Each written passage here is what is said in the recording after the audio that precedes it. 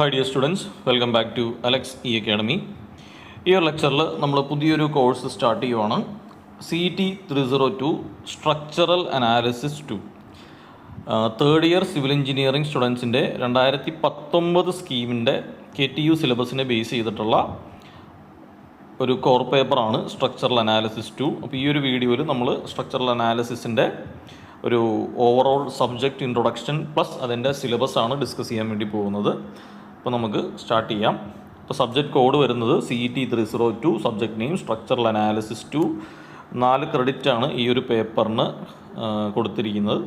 അപ്പോൾ ഈ ഒരു സബ്ജക്റ്റിൻ്റെ ഒരു പ്രീ റിക്വസ്റ്റി ആയിട്ട് വരുന്നത് നിങ്ങൾ S5 തന്നെ പഠിച്ച CET 301 സ്ട്രക്ചറൽ അനാലിസിസ് 1 ആണ്. അതായത് SA1ൻ്റെ ഒരു കണ്ടിന്യൂഷൻ ആയിട്ടുള്ള ഒരു സബ്ജക്റ്റ് ആയിട്ടാണ് SA2 ഇൻട്രൊഡ്യൂസ് ചെയ്തേക്കുന്നത്.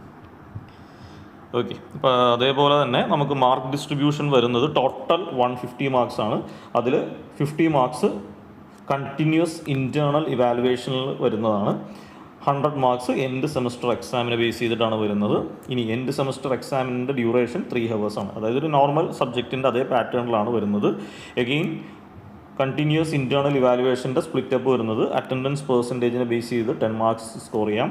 Continuous internal test internal series എക്സാമിനെ ബേസ് ചെയ്തിട്ട് അതിൻ്റെ ആവറേജ് ആയിട്ട് 25 മാർക്സ് സ്കോർ ചെയ്യാം.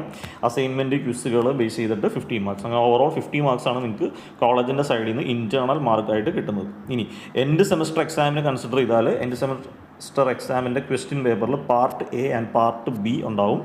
പാർട്ട് എയിൽ ആസ് യൂഷ്വൽ 10 ക്വസ്റ്റ്യൻസ് ആണുള്ളത്. ഓരോ മൊഡ്യൂളിൽ നിന്നും 2 ക്വസ്റ്റ്യൻ വീതം 3 മാർക്കിന് ഉണ്ടാവും. അപ്പോൾ ഓരോ ക്വസ്റ്റിനും 3 മാർക്കായിരിക്കും. ഓരോ മൊഡ്യൂളിൽ നിന്ന് 2 ക്വസ്റ്റ്യൻ ഉണ്ടാവും. അങ്ങനെ പാർട്ട് എയിൽ ഓവറോൾ 10 ക്വസ്റ്റ്യൻസ് ആയിരിക്കും ഉണ്ടാകുന്നത്. അടുത്തത് പാർട്ട് ബിയിലേക്ക് വരുമ്പോൾ SI ക്വസ്റ്റ്യൻസ് ആണ്. പാർട്ട് ബിയിലേക്ക് വരുമ്പോൾ ഓരോ മൊഡ്യൂളിൽ നിന്നും 2 ക്വസ്റ്റ്യൻസ് ആണ്. ഓരോ ക്വസ്റ്റ്യനും 14 മാർക്കായിരിക്കും വരുന്നത്. ഇനി ഓരോ ക്വസ്റ്റ്യനും മാക്സിമം 2 സബ് ഡിവിഷൻസ് വരെ കാണാം. ഓക്കെ, ഇനി കുറച്ച് സാമ്പിൾ ക്വസ്റ്റ്യൻസൊക്കെ നമുക്കിതിൻ്റെ കൂടെ പ്രൊവൈഡ് ചെയ്തിട്ടുണ്ട്. അത് ഞാനിപ്പോൾ പറയുന്നില്ല. ഇനി അടുത്ത സിലബസിലേക്ക് വന്നാൽ ഫസ്റ്റ് മൊഡ്യൂളിൽ സ്റ്റാർട്ട് ചെയ്യുന്നത് പ്ലാസ്റ്റിക് തിയറി ബേസ് ചെയ്തിട്ടാണ്. അപ്പോൾ നമ്മൾ മോസും SA1 നമ്മൾ ഇലാസ്റ്റിക് തിയറിയെ ബേസ് ചെയ്തിട്ടുള്ള കൺസെപ്റ്റുകൾ അനാലിസിസുകളൊക്കെയാണ് പഠിച്ചത്. അപ്പോൾ SA2 നമ്മൾ പ്ലാസ്റ്റിക് അനാലിസിസ് എന്ന കൺസെപ്റ്റിലേക്കാണ് പോകുന്നത്. അപ്പോൾ അതിനെ ബേസ് ചെയ്തിട്ടുള്ള കുറച്ച് തിയറി, സിമ്പിൾ പ്രോബ്ലംസ് ഒക്കെയാണ് മൊഡ്യൂൾ 1 ആദ്യം കവർ ചെയ്യാനായിട്ടുള്ളത്. അതിൻ്റെ അടുത്ത ടോപ്പിക്കായിട്ട് വരുന്നത് നമുക്ക് മൾട്ടി സ്റ്റോറേഡ് ഫ്രെയിമിൻ്റെ അനാലിസിസ് ആണ്. അപ്പോൾ ആക്ച്വലി പറഞ്ഞാൽ നമ്മൾ SA1 നമ്മൾ സിംഗിളായിട്ടുള്ള ബീം, കോളംസ്, ഫ്രെയിംസ് ഒക്കെയാണ് പഠിച്ചത്. SA2 ആക്ച്വലി ഒരു മൾട്ടി സ്റ്റോറി ബിൽഡിംഗ്, ഒരു 5 നില കെട്ടിടം അല്ലെങ്കിൽ ഒരു 10 നില കെട്ടിടം. അപ്പോൾ ആക്ച്വലി അതൊരു ഫ്രെയിംഡ് സ്ട്രക്ചറാണ് അല്ലേ. അപ്പോൾ അതേപോലത്തെ ഒരു മൾട്ടി സ്റ്റോറീഡ് ഫ്രെയിംസിൻ്റെ അനാലിസിസ് ആണ് കൂടുതലായിട്ടും വരുന്നത്. അപ്പോൾ അതിൽ തന്നെ അപ്രോക്സിമേറ്റ് മെത്തേഡ് ഓഫ് അനാലിസിസ് ആണ്, മൾട്ടി സ്റ്റോറീഡ് ബിൽഡിങ്ങിൻ്റെ അപ്രോക്സിമേറ്റ് മെത്തേഡ് ഓഫ് അനാലിസിസ് ആണ് നമ്മൾ മൊഡ്യൂൾ 1 ഡിസ്കസ് ചെയ്യുന്നത്.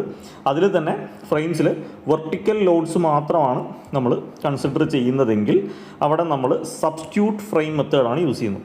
ഓക്കെ, അപ്പോൾ അപ്രോക്സിമേറ്റ് മെത്തേഡ് അനാലിസിസിൽ വെർട്ടിക്കൽ ലോഡ് വെച്ച് മാത്രമുള്ള അനാലിസിസ് ആണ്. അതിൽ സബ്സ്റ്റിറ്റ്യൂട്ട് ഫ്രെയിം മെത്തേഡാണ് നമ്മൾ യൂസ് ചെയ്യുന്നത്. അപ്പോൾ അതാണ് ഫസ്റ്റ് മൊഡ്യൂളിൽ വരുന്നത്. അപ്പോൾ ആക്ച്വലി ഓർ ക്വസ്റ്റ്യൻ ആണ്. അതായത് പാർട്ട് ബിയിൽ SI ക്വസ്റ്റ്യൻ ചോദിക്കുമ്പോൾ ഒരു ക്വസ്റ്റ്യൻ പ്ലാസ്റ്റിക് അനാലിസിസിൽ നിന്നായിരിക്കും 14 മാർക്കിന് ചോദിക്കും. അതിൻ്റെ ഓർ ക്വസ്റ്റ്യൻ ആയിട്ട് നമുക്ക് ഈ ഒരു സബ്സ്റ്റിറ്റ്യൂട്ട് ഫ്രെയിം മെത്തേഡിൻ്റെ ക്വസ്റ്റ്യൻ 14 മാർക്കിന് ചോദിക്കും. ഓക്കെ, ഇനി അടുത്ത മൊഡ്യൂൾ 2 വരുമ്പോൾ അപ്രോക്സിമേറ്റ് മെത്തേഡിൻ്റെ തന്നെ കണ്ടിന്യൂഷനാണ്. അപ്പോൾ നമ്മൾ ഓൾറെഡി പറഞ്ഞു ഒരു മൾട്ടി സ്റ്റോറേഡ് ബിൽഡിങ്ങിൻ്റെ വെർട്ടിക്കൽ ലോഡാണ് നമ്മൾ ഫസ്റ്റ് മൊഡ്യൂളിൽ സബ്സ്റ്റിറ്റ്യൂട്ട് ഫ്രെയിം മെത്തേഡിൽ പഠിക്കുന്നത്.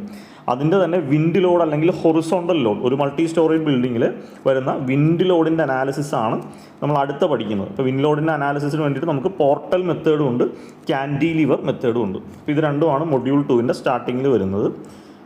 ഇനി അടുത്തത് ഈ ഒരു മെത്തേഡിൻ്റെ ഓർ ക്വസ്റ്റ്യൻ ആയിട്ട് അല്ലെങ്കിൽ ഓറിൻ്റെ ടോപ്പിക്കായിട്ട് നമുക്ക് അടുത്ത് വരുന്നത് മെട്രിക്സ് അനാലിസിസ് ആണ്. അപ്പോൾ മെട്രിക്സ് അനാലിസിസ് തന്നെ ഫ്ലെക്സിബിലിറ്റി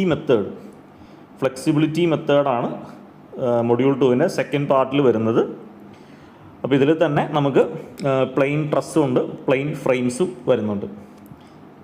അടുത്ത മൊഡ്യൂൾ 3 വരുമ്പോൾ മെട്രിക്സ് മെത്തേഡിൻ്റെ തന്നെ അടുത്ത സ്റ്റിഫ്നെസ് മെത്തേഡാണ് നമ്മൾ പഠിക്കുന്നത്. മെട്രിക്സ് മെത്തേഡ് നമ്മൾ ഫ്ലെക്സിബിലിറ്റി മെത്തേഡ് ഇവിടെ പറഞ്ഞു, അതിൻ്റെ തന്നെ സ്റ്റിഫ്നെസ് മെത്തേഡാണ് മൊഡ്യൂൾ 3 വരുന്നത്. അപ്പോൾ ശരിക്കും പറഞ്ഞാൽ മൊഡ്യൂൾ 3 ആ ഒരു സ്റ്റിഫ്നെസ് മെത്തേഡ് മാത്രമേ ഉള്ളൂ. അതിൽ തന്നെ നമുക്ക് പ്ലെയിൻ ട്രസ്സും ഉണ്ട്, പ്ലെയിൻ ഫ്രെയിംസും ഉണ്ട്. ഓക്കെ, അപ്പോൾ ഇത് രണ്ടുമായിരിക്കും ഓറായിട്ട് വരുന്നത്. ഒരെണ്ണത്തിൽ ട്രസ് ചോദിച്ചാൽ അതിൻ്റെ ഓർ ക്വസ്റ്റ്യൻ ആയിട്ട് ഫ്രെയിംസ് ആയിരിക്കും ചോദിക്കുന്നത്. അടുത്ത മൊഡ്യൂൾ 4 വരുമ്പോൾ നമുക്ക് ഡയറക്റ്റ് സ്റ്റിഫ്നെസ് മെത്തേഡാണ് വരുന്നത്. ഡയറക്റ്റ് സ്റ്റിഫ്നെസ് മെത്തേഡിൽ എഗെയിൻ നമുക്ക് ആ ഒരു ടോപ്പിക്ക് മാത്രമാണ് മൊഡ്യൂൾ 4 നമുക്ക് വരുന്നത്. അപ്പോൾ അതിൽ നിന്ന് തന്നെയായിരിക്കും 2 ക്വസ്റ്റ്യൻസ് നമുക്ക് വരുന്നത്. ഓക്കെ, ലാസ്റ്റ് മൊഡ്യൂളിലേക്ക് വരുമ്പോൾ നമുക്ക് എൻറ്റയർലി ഡിഫറെൻ്റ് ആയിട്ടുള്ളൊരു ടോപ്പിക്കാണ് ഡൈനാമിക്സ് ആണ്, സ്ട്രക്ചറൽ ഡൈനാമിക്സ്. അതായത് സിമ്പിളായിട്ട് പറഞ്ഞാൽ ഒരു മൾട്ടി സ്റ്റോറീഡ് ബിൽഡിംഗ് അല്ലെങ്കിൽ ഏതൊരു ബിൽഡിംഗ് എടുത്താലും അതിൻ്റെ അകത്ത് ഉണ്ടാകുന്ന എർത്ത്ക്വേക്ക് ലോഡ്, അതിൻ്റെ വൈബ്രേഷൻസിൻ്റെ സ്റ്റഡി, ഇതൊക്കെയാണ് വരുന്നത്. ഡി-അലംബേർട്ട്സ് പ്രിൻസിപ്പിൾ, അതിനകത്ത് വരുന്ന damping, single degree of freedom systems വെച്ചിട്ടുള്ള harmonic load, simple portal frame problems, ഇതൊക്കെയാണ് നമുക്ക് വരുന്നത്. അതായത് ആക്ച്വലി പറഞ്ഞാൽ നമ്മൾ ഫസ്റ്റ് ഇയർ എഞ്ചിനീയറിംഗ് മെക്കാനിക്സിൽ നമ്മൾ കുറച്ച് ഡൈനാമിക്സ് പോർഷൻ പഠിക്കുന്നുണ്ട്. അപ്പോൾ അതിൻ്റെ ഒരു ഹയർ ടോപ്പിക്സ് ആയിട്ടാണ് ഇവിടെ SI 2 ഈ ഒരു 5th മൊഡ്യൂൾ വരുന്നത്. ഓക്കെ, ഇനി നമുക്ക് കുറച്ച് റെഫറൻസ് ടെക്സ്റ്റ് ബുക്കുകൾ സിലബസിൻ്റെ കൂടെ തന്നിട്ടുണ്ട്. അപ്പോൾ യൂഷ്വലി ഏറ്റവും കൂടുതൽ നമ്മൾ ഒബ്സർവ് ചെയ്ത് വരുന്നത് ദേവദാസ് മേനോൻ സ്ട്രക്ചറൽ അനാലിസിസിൻ്റെ ബുക്കാണ്. അതേപോലെ നമ്മൾ SA 1 ഉപയോഗിച്ച SS ഭവിക്കട്ടിയുടെ ടെക്സ്റ്റുകൾ കൂടുതലായിട്ട് നമ്മൾ സജസ്റ്റ് ചെയ്യാറുണ്ട്. ഇനി നമുക്ക് ഒരു സാമ്പിൾ ക്വസ്റ്റ്യൻ പേപ്പർ നമുക്ക് സിലബസിൻ്റെ കൂടെ തന്നെ തന്നിട്ടുണ്ട്. നമുക്കൊരു യൂണിവേഴ്സിറ്റി എക്സാമിൻ്റെ അതേ മോഡലിലുള്ള സാമ്പിൾ ക്വസ്റ്റ്യൻ തന്നിട്ടുണ്ട്. Course code, course name, total marks 100, exam duration 3 hours. Part എയിൽ 3 മാർക്കിൻ്റെ ക്വസ്റ്റ്യനാണ്. ഓരോ മൊഡ്യൂളിൽ നിന്നും 3 മാർക്കിൻ്റെ 2 ക്വസ്റ്റ്യൻസ് വെച്ച് അങ്ങനെ പാർട്ട് എയിൽ 10 ക്വസ്റ്റ്യൻസ് ആണ്. പാർട്ട് ബിയിലേക്ക് വരുമ്പോൾ ഞാൻ നേരത്തെ പറഞ്ഞ പോലെ പ്ലാസ്റ്റിക് അനാലിസിസിൽ നിന്ന് ഒരു ക്വസ്റ്റ്യൻ ഉണ്ടാവും. അതിൻ്റെ ഓറായിട്ട് നമുക്ക് സബ്സ്റ്റിറ്റ്യൂട്ട് ഫ്രെയിം മെത്തേഡിൻ്റെ ഒരു പ്രോബ്ലം ഉണ്ടാവും. അടുത്തത് മൊഡ്യൂൾ 2 വരുമ്പോൾ ഫ്ലെക്സിബിലിറ്റി മെത്തേഡിൽ നിന്ന് ഒരു ക്വസ്റ്റ്യൻ ഉണ്ടാവും. പോർട്ടൽ മെത്തേഡ് വെച്ചിട്ട് ഒരു ക്വസ്റ്റ്യൻ ഉണ്ടാവും. അടുത്തത് 3rd മൊഡ്യൂളിലേക്ക് വരുമ്പോൾ നമുക്ക് ആകെ ഉള്ളത് സ്റ്റിഫ്നെസ് മെത്തേഡാണ്. അപ്പോൾ അതിൽ തന്നെ ഫ്രെയിംസിൽ നിന്ന് ഒരു പ്രോബ്ലം സോൾവ് ചെയ്യാനായിട്ടുണ്ടാവും സ്റ്റിഫ്നെസ് മെത്തേഡ് വെച്ചിട്ട്. അതേപോലെ ബീമിൻ്റെ ഒരു സ്റ്റിഫ്നെസ് മെത്തേഡ് വെച്ചിട്ടുള്ള ഒരു പ്രോബ്ലം സോൾവ് ചെയ്യാനുണ്ടാവും. അപ്പോൾ ഇവിടെ ശ്രദ്ധിക്കേണ്ടത് ഒറ്റ ക്വസ്റ്റ്യൻ ആയിരിക്കും മാക്സിമം വരുന്നത്.